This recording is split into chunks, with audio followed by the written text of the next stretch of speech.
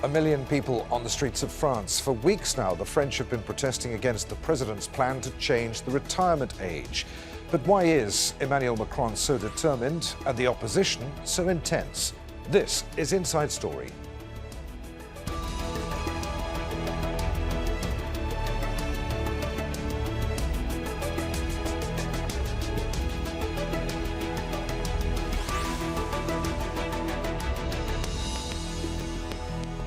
Hello, welcome to the programme. I'm Adrian. Finighan. Changing France's state pension system to one that's more affordable to the state was a central plank of Emmanuel Macron's re-election campaign. It's now, however, become the central issue in French politics and opposition to his presidency. Strikes and protests intensified this week, some turning violent, with hundreds arrested across the country. Transport and other public services have been hit, with mounds of uncollected rubbish on the streets of Paris, ensuring a constant and unpleasant reminder of the dispute. The plan includes a proposal to raise the retirement age from 62 to 64. Macron used his executive powers to push through the changes because he couldn't get enough support in Parliament. This has increased the opposition that he faces, but also, it seems, Macron's resolve to force through the measure. He condemned this week's violence, but doesn't appear to be budging on the issue. In the face of violence, which I distinguish from the protests, we continue to be extremely firm. On that topic, I condemn the violence we saw. I remind everyone of their responsibilities, and I reassure the law enforcement forces, who did an exemplary work, of my full support. As to everything else, we continue to move forward. The country deserves that and needs it. We will give no ground to violence, none. In a democracy, there isn't the right to be violent. We expect our law enforcement to respect the rules completely, with the transparency in investigations. But I don't put that on the same footing as what's happening in society. We will give no ground to violence, and I condemn it with the utmost clarity. Well, after the violence in Paris, the city's mayor said the situation was, quote, explosive and very chaotic everywhere, end quote. Anne Hidalgo wants dialogue and for Macron to drop his plans. If we want to calm the country, there are many options to get out of it. Dialogue must be re-established, and dialogue cannot be re-established by ignoring an explosive and very chaotic situation everywhere. So there you have it. I'm campaigning for the withdrawal of this law. Well, opinion polls suggest the changes are widely unpopular, but let's hear what people on the streets of Paris have to say. I condemn all of this damage. Their claims are completely legitimate. We can agree or disagree, but it is legitimate.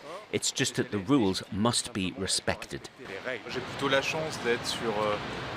I'm lucky enough to be working a desk job in an office, but I see workers carrying heavy loads and things like that. So I can understand. They're being told they will live 5 or 6 years in good health after they retire. Well, now, we're taking back 2 of those years. It's something violent coming from the government. Well, everyone in Paris appears to be caught up in the dispute, even the many tourists who visit the city. It's about demonstrating to the government what they've done is awful, and the fact that the president has taken that decision with no backing from his own party or the people is insane to me. The money does need to come from somewhere to pay for the pension so that people can retire, but the solution isn't to take power into the hands of one person with no voice for the people. It's crazy to me. I think if you always worked with the idea that you're gonna go on a pension at a certain age and then it changes, it's difficult to accept. But I think we need changes. We are getting older and someone has to pay for the pension. So I think I understand the government. There's a lot of passion, definitely by the French people. It's a difficult situation on both sides. Financially, the struggle of maintaining the retirement age and also maintaining enough funds. So some compromise, I think, is needed, but yeah, difficult situation all around. Well, in a moment, we'll be discussing President Macron's pension reform plans with our guests. But first, let's take a closer look at what he actually wants to do. The reform, he says, is to provide for the future and ease the financial burden on the state. He's asking people to work for 2 more years to make the system more sustainable in the long term. At the moment, French men retire at 62. That's 2 years earlier than the EU average of 64. French women retire at 61. Forecasts say that there'll be fewer people around to pay taxes to fund France's state pensions. In the year 2000, there were 2.1 workers for each retiree, but by 2070, that's expected to fall to just 1.2 workers for each retiree.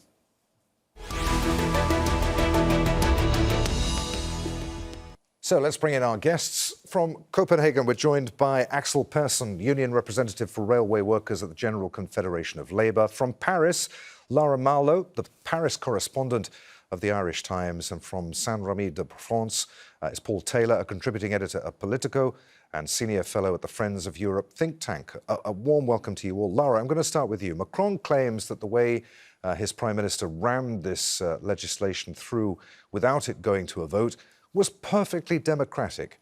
How can that be? How does it work? Democratic, my eye. It's not democratic because it's a very, very important societal issue, and it should have been voted on. And I've spoken to many, many people who said that they supported Macron up to that point, but that you cannot ram legislation like this through the National Assembly without a vote. Now, his rationale, and the rationale also used by the Prime Minister, is that they call it 49.3, that's the article of the Constitution, the mechanism that was used to pass it without a vote. That led to 2 no-confidence motions, which were both defeated on Monday, last Monday, the 20th of March. And when a no-confidence motion fails, the legislation then does become law. So he's saying, basically, we followed the constitutional rules, the mechanisms, therefore it is democratic. Okay, but perhaps technically it is, but all right, does in that, reality it's not. Yeah, does that, Lara, make it legitimate, was the next question. Well, certainly for 3/4 of the French people, it is not legitimate. And Macron went on television 2 days later, and he made these arguments, and he also said that people are living longer, there are fewer people supporting the pension system. This is a necessity, he said. He was totally unrepentant, and that made it even worse. The 2 big turning points in this whole crisis were the 16th of March, when they rammed it through without a vote, and his appearance on television on Wednesday, when he showed no understanding whatsoever of the anger in the streets against him. Paul, I saw you smiling wryly when I asked that whether this vote was democratic. What's your take on this? Well, I agree with a lot of what Lara said about the fact that it would have been better to have had a parliamentary vote. The fact is that for tactical reasons, some of the groups which in Parliament which actually support a later retirement age, including the guy who posed the no confidence motion that got the most support, are actually in favour of later retirement. But for tactical reasons, they wanted to embarrass Macron, or else they were scared of going against their own voters by voting with him. And so, in the end, he wasn't sure he'd have a majority. But I think the legitimacy argument, you have to say, Macron actually campaigned and was re-elected as president on a promise to raise the retirement age to 65. He then said, all right, I hear that that's unpopular, I'll raise it to 64, and not immediately, but in a staged process. There were more than 100 hours of debate in Parliament about this. The opposition adopted blocking tactics. Nobody's questioning, was it legitimate for the left-wing opposition to put down something like 15,000 amendments, many of which were trivial and clearly designed only as an obstruction, using every trick in the parliamentary book to prevent this ever coming to a vote. They didn't want it to come to a vote. Now they're demanding that it should come to a vote and saying it was illegitimate because it didn't come to a vote. But they were the ones, with all their obstruction tactics in Parliament, who made that impossible. So I think the thing is that on the fundamentals of the issue, look around Europe.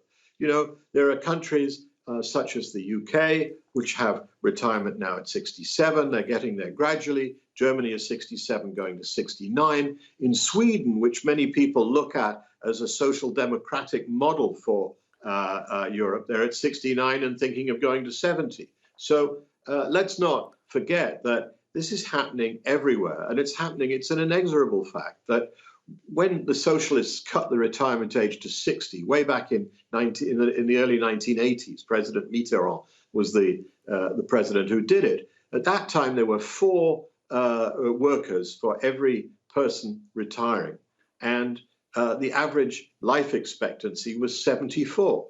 Today, the average life expectancy in France is 83. So we've gained 9 years. And raising the retirement age is never popular. The difference is that in other European countries, people understand the economic rationale for doing it, the demographic rationale for doing it. In France, they prefer posturing, protest. The reality is that people in France actually already retire older than 62 because of the number of contribution years they need in order to reach a full pension. So the current average retirement age, I think, is about 62 and a half, and it's going up. So it's the difference between the reality of life and the symbolism. Axel, let's put that to you. What do you make of what Paul was saying? The French don't do so badly in terms of pensions compared to their European neighbours in the UK, as Paul was saying, Ireland, Switzerland too. Well, that's an argument we hear in pretty much all issues, but in all countries. For example, right now, I'm visiting our trade union comrades in Denmark to raise money for our local strike funds in France. And they're telling us about the same thing, about every time the employers or the governments attack our social rights, they pretend that it's the country they're attacking in it is the only country where it still exists, and we must align ourselves with the other neighbor that has worse rights or has worse conditions. And we don't really care about, I don't really care about the argument that it's worse elsewhere. I mean, what we are saying here in France, I mean, the workers who are organizing the struggle against Macron and the employers on this issue, is that there is no economical justification for this violent attack on our pensions. Okay, so what if we live longer than before? Why should we be giving the years we are gaining over death? Why should we be giving them to an employer? Why should we be giving them to the state? We want those years that we eventually have managed to gain over death. We want them to have free time for our kids, for our grandkids, for our leisure after a hard time of labor. It's as simple as that. And there is no economic justification for this attack, because the government is saying that eventually in 10 to 15 years, there will be a projected deficit of the pension system that would amount to perhaps 10 billion or 20 billion a year in the worst case scenario. But if you take a minute and look at these numbers, 10 to 20 billion a year is less, and I mean less, than the profits made sometimes by single corporations in France. For example, there's a corporation in France, a company called CMA CGM, which is a shipping company, that this year raked in $36 billion annually in profits. It means that a single company in France, a single one, not all the 10,000 of them, a single one can pay the entire deficit for the 25 millions of workers and still have 16 billions of profits left for their own shareholders and owners. So there is money to fund our social services, our pensions, higher wages, better public services. It's just that our enemies are emptying our pockets to fill theirs. So we are fighting to not be robbed, basically. So that's why people are pissed off.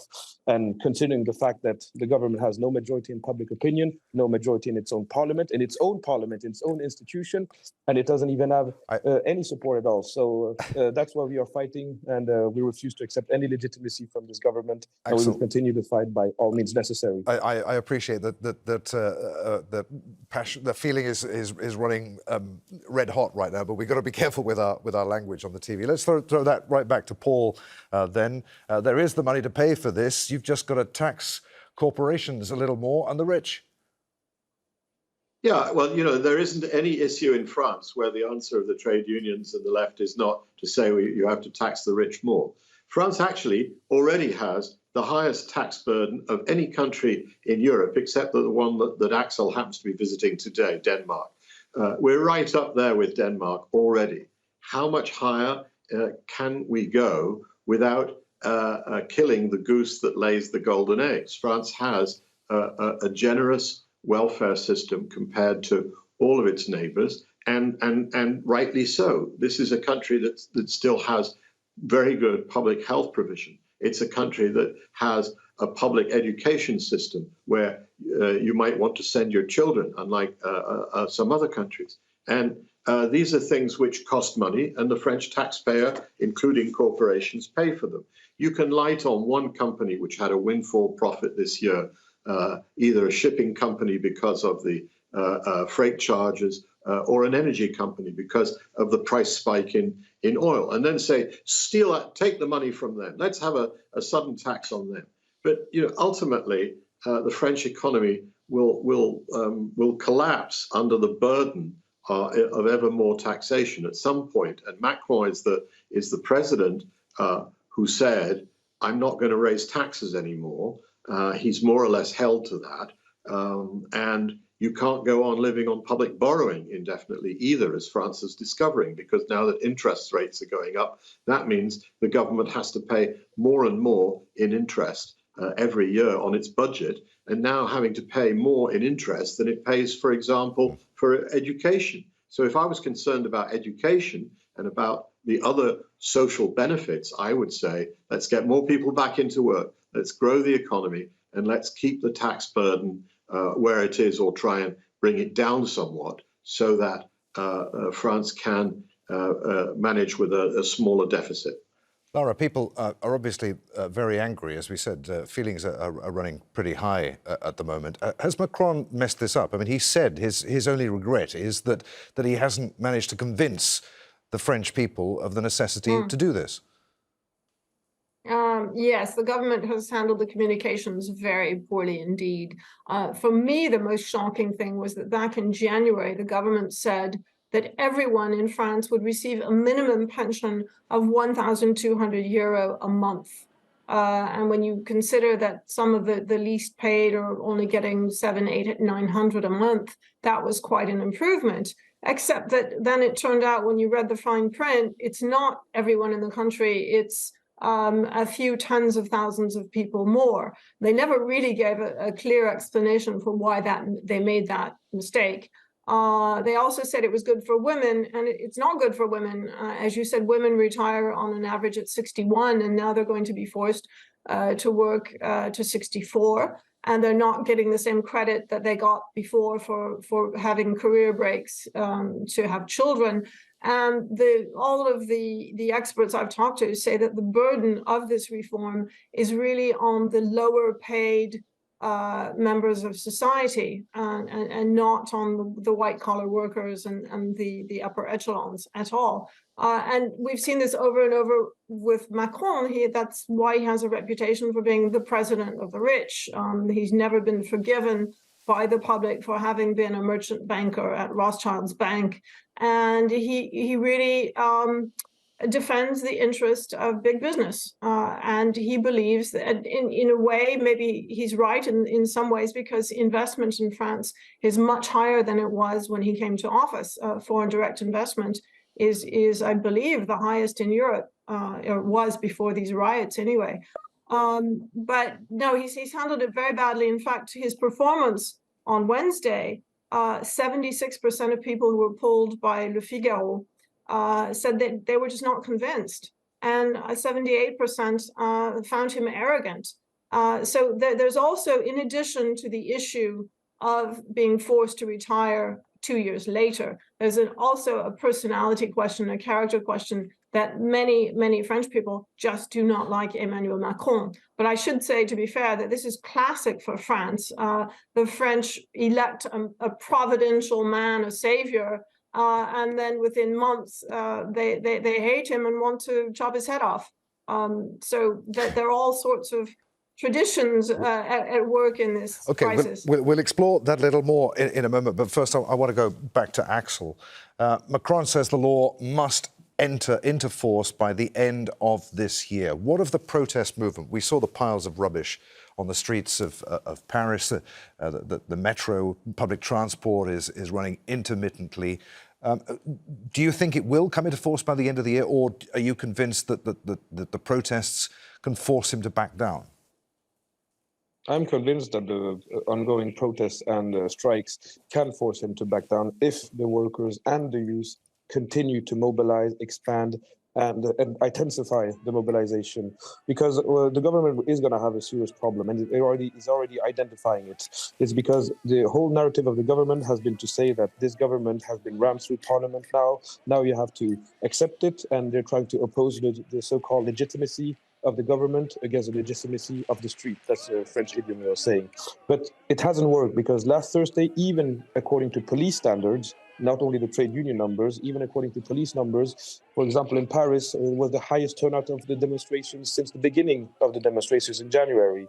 And we're calling for another general day of action on the next Tuesday, and we will continue to do so. And what has been interesting now is that there are some sectors, such as the garbage disposal workers, who have been on strike and who have now been, to some extent, forced back to work because the government has issued decrees that force back some workers to work, citing sanitary issues and threatening basically workers with prison and fine if they don't return to work. But as a reaction to that, there have been strikes organized in other sectors. And what I really saw last Thursday was that many high school students and university students turned out in much higher numbers than the previous demonstrations, which indicates that there are new forces joining the battle, and which will pose a serious threat to the government. Will we win? I hope we will win, and I know we can win because all the conditions for victory are now being gathered, but it also will depend on the resolve and the determination and the morale of those fighting, and we will do everything in our power to keep the spirit up, and that's also why we're having massive fundraising for our strike funds, even internationally yesterday, and we hope we will bring enough fuel for all our friends in France and comrades to make sure they can last as long as possible in order to win. And when I say win, it means that the government has to retreat and back down and scratch this law, and that it never sees a day of light. Paul, you've been travelling around France this week. What is the mood? What do you make of the protest movement? Does it have the potential, do you think, to grow, to become more violent and explosive? And will it be enough to force the president to back down?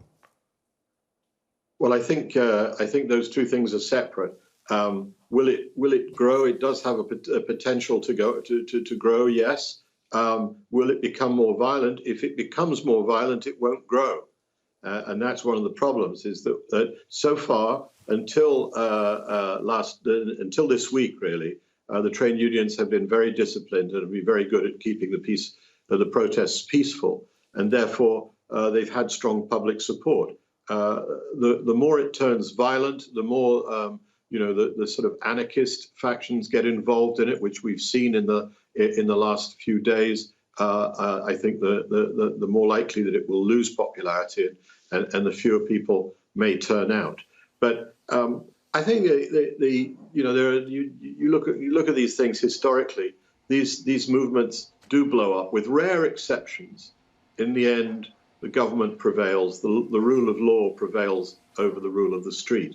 However, there have been one or two exceptions. President Chirac and his Prime Minister Dominique de Villepin were forced to back down in 2006. They'd introduced a special work contract for first-time workers for young people, which gave them job protection but at a lower salary. And that a protest movement against that led the government to withdraw it even after it had become law and decide never to implement it. I don't think that will happen this time, because I think actually a lot of the people, including a lot of people who voted against it or protested against it, know that this law is necessary, that increasing the amount of time people need to work for a pension is necessary, just as it's been necessary everywhere in Europe. And so I think that when we get to the Easter school holidays and then May with all of the public holiday days and so on, I think this movement will eventually blow out.